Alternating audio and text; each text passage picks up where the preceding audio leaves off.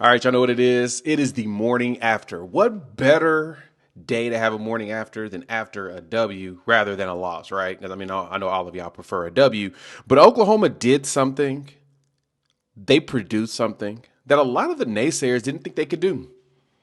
They had a run game. So we're going to dive into that like we always do for the uninitiated. We're going to give you the good, the bad, the ugly, because there was some ugly in this game, and we're going to admit to that. And there was some awesome to go along with what we hoped for this year. So let's jump right into it. It's maybe one of the shorter ones because, to be honest, there's not a lot that you want to dive into too hard. Me and Coop's really going to jump into it on this evening's episode. So make sure you hit the like, subscribe, bell notification, and join us. So let's just dive right into it. Before we do that, welcome to Unfair Sports. I am your host, Jay.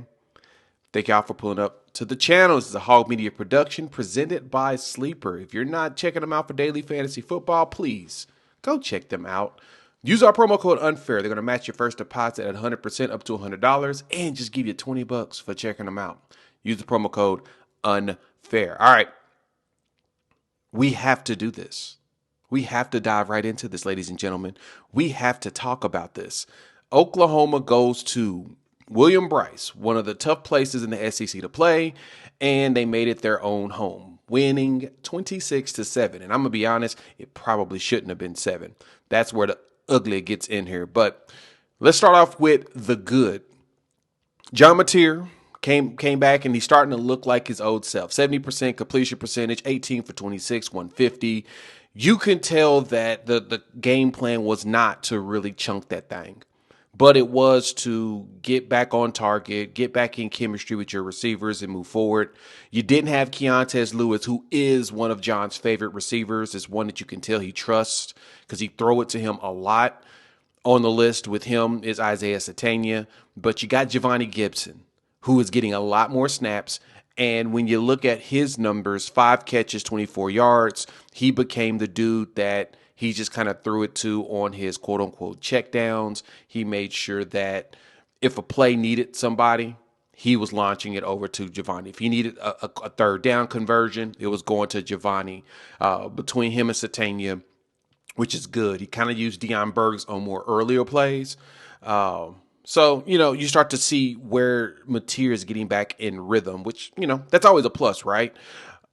On top of seeing that from Mateer, you got to see the overall, defensively strong. I'm going to point out some stuff in that I appreciated in a sec, but I was satisfied with not only Mateer's play, but also the pass protection. The pass protection to me was very solid. He was not rushed through most of this game.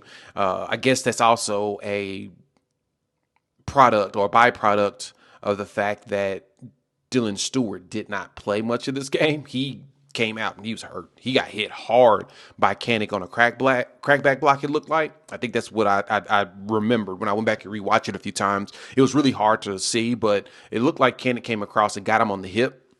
And as just blocking him like you're normally supposed to block a big dude, 6'5" dude like him. And he was not the same for the rest of the game. And I think he may be down for a bit, which is unfortunate. But that's where you saw a lot of the offense flourish. Don't worry. I'm going to talk about the part y'all want to talk about. That's part of the excellent because it deserved to be really spotlighted there. Let's talk a little bit of the bad. Penalties, penalties, penalties. My gosh. Like, Fasusi was a roller coaster ride. And I love the kid. He was a roller coaster ride. Getting 3 penalties on him in this game, false start, holding. It just wasn't it wasn't a good play by him. It wasn't bad, but it wasn't good. He gave up a sack too. He was on the struggle bus in this one, but it's okay because to me, even with his quote unquote bad pass blocking in this game, he still, to me, held up very strongly at some very good edges. Don't get it twisted. They've got 2. You had Zulu, you got, Dylan Stewart. It's like South Carolina has a list of guys that are very tough to guard. So this was a challenge. This was supposed to be a challenge. And overall, he did his job. Like I said, he only gave up 1 sack. Who's that? Brian Thomas Jr. is the one that's got that sack on him. And Brian Thomas is another big, strong edge that is hard. Desmond Umozulu is nails. Same thing with Dylan Stewart. So he had his work cut out for him in this game. It's one of those you understand. Hey, you're gonna struggle. But heck, Derek Simmons, even in this play, Derek Simmons gave you some of the goods. But yeah, I think Fasusi struggled, and I'm not even upset with his struggle. I hope y'all hear that from me. I'm not. True freshman on the road, first true road game. Neutral site game was tough, but really tough when you go cross country like that because William Bryce don't play. Fans were out there. You saw the white towels just shaking and everything. You saw Sandstorm come down. They were ready to play. But that, to me, we give Fasusi just a little bit of grace in that scenario. From there, let's look at some of the ugly. We got to talk, unfortunately, about the ugly. Y'all know I don't like talking ugly if I don't have to, but there was some ugly in this game. Before we dive into that, shout out to our partners here at Sleeper. If you're not using them for daily fantasy ball, again, you are missing out. Check them out, man. They give you $20 just for signing up. And we're going to make a couple of picks here on the NFL docket before we jump over here to the excellent side, because there was a lot of that. It deserves a lot of its own attention. And so let me see. Let me get this bad boy set up. We're gonna walk through a couple of quick picks for us today. All right. NFL this afternoon. You know we're going, Nick Bonito. Let's see, Bo Nick's on there. And so that's Bo Nick's. I don't want Bo Nick's on Nick Bonito. See if we get some Nick Bonito. Let's get some Sooner stats in here. We definitely got a few Sooners to be playing. Baker Mayfield, 1.5 passing yard touchdowns. Of course you're going to take Baker Mayfield. I think Smith and Jigba is going to continue to have his game. That's always a possibility. We've got, games going on right now, that London ones. I know none of y'all are watching them, so I'm not even going to waste y'all's time on that. But let's see if Denver can give us some Bonito action. Oh, let's see. There he is. Half a sack. We know we got faith in Nick. Give me that. So you just pick 2 or more players. You pick more or less on their statistics, and boom, guess what's going to happen? You can win up to 1,000 times your money. Marvin Mims, I think he's going to score a touchdown in this game. Hyatt's probably going to get less than 14.5 yards. I didn't feel like he gets a lot. And the best part, when you click on him, you can see the stats, see what options and how they played and what they've done this year.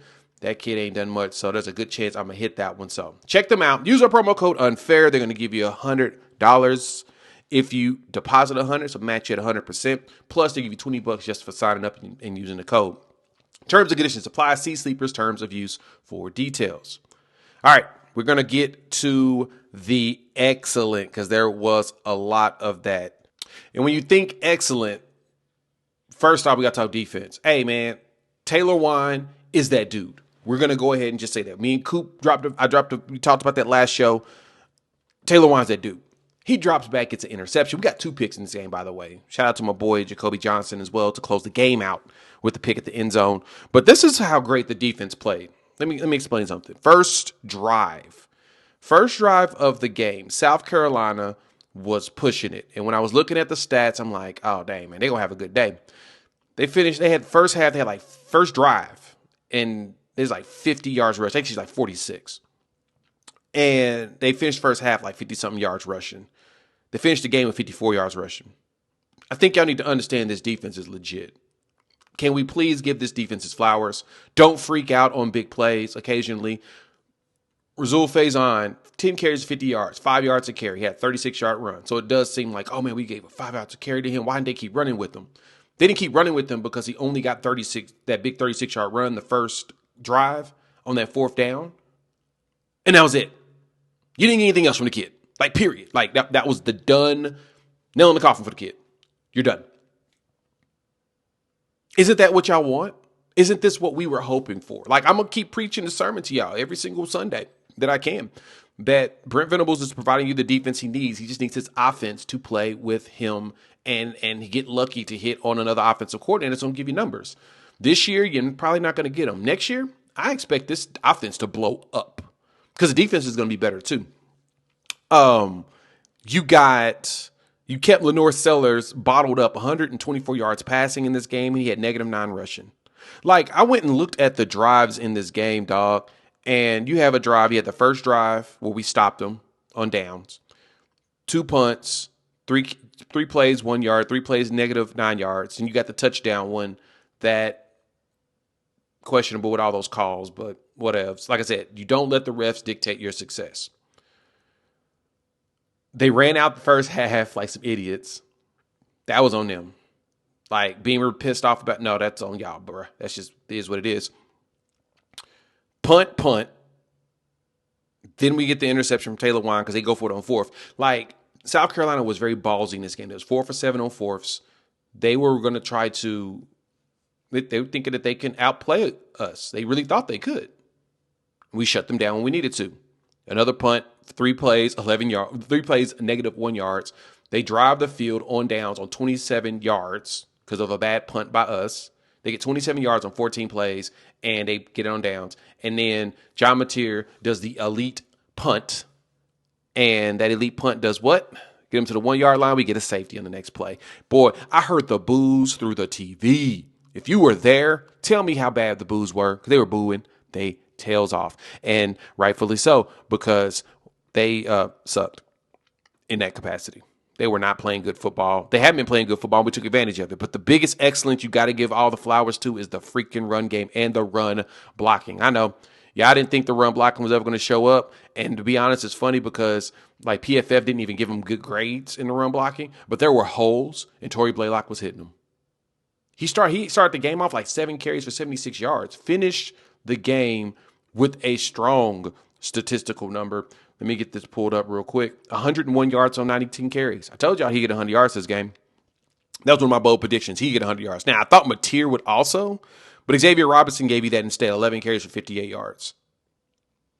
And that touchdown was beautiful. Running through trash, made it happen. It felt like the run game realized, oh, all I got to do is this, and we'll be good.